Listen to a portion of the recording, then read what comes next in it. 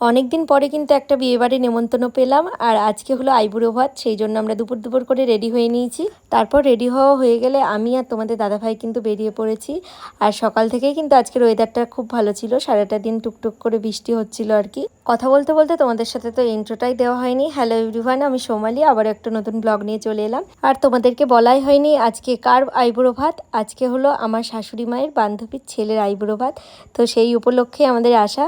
তো এসেই দেখো সকাল সকাল যেহেতু এসেছি, মুড়ি তরকারি বোঁদে মিষ্টি সব কিছুই দিয়ে দিয়েছিল।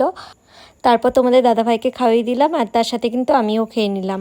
সকালে যাও বা হালকা বৃষ্টি হচ্ছিল, দুপুরে কিন্তু প্রচণ্ড হারে বৃষ্টি হয়েছে। তারপর আমরা এই যে বাইরে চলে এসেছি, আর রাস্তায় দেখো জলে ভর্তি হয়ে গিয়েছে। তারপর ভেতরে এসে দেখি আইবুড়ো ভাতের পর্বটা শুরু হয়ে গিয়েছে।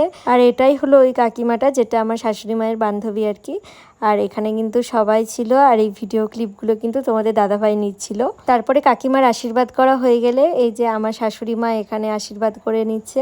নিজেদের মধ্যেই কারোর বিয়ে হলে কিন্তু অনেক দিনকার পরিকল্পনা থাকে, কি পরবো না পরবো, অনেক দিন ধরে ভাবনা চিন্তার পর কিন্তু সেই দিনগুলো আসে। আর দিনগুলো আসলে কিন্তু যেতেও টাইম লাগে না একদমই। যাই হোক, এই এতগুলো দিন ধরে ভাবছিলাম কাকিমার ছেলের বিয়েতে কি পরবো না পরবো, তো যাই হোক ফাইনালি সেই দিনগুলো চলে এসেছে। তার এখন কিন্তু আমাদের খাওয়া দাওয়া কমপ্লিট হয়ে গিয়েছে। আর এখানে ওই কাকিমার বড় বৌমা, আমি, মা সবাই মিলে ছবি তুলে নিচ্ছি। আর এখন বাজে 2:30 মতো। আমাদের তো খাওয়া দাওয়া কমপ্লিট হয়ে গেছে, তোমরা তো দেখলেই।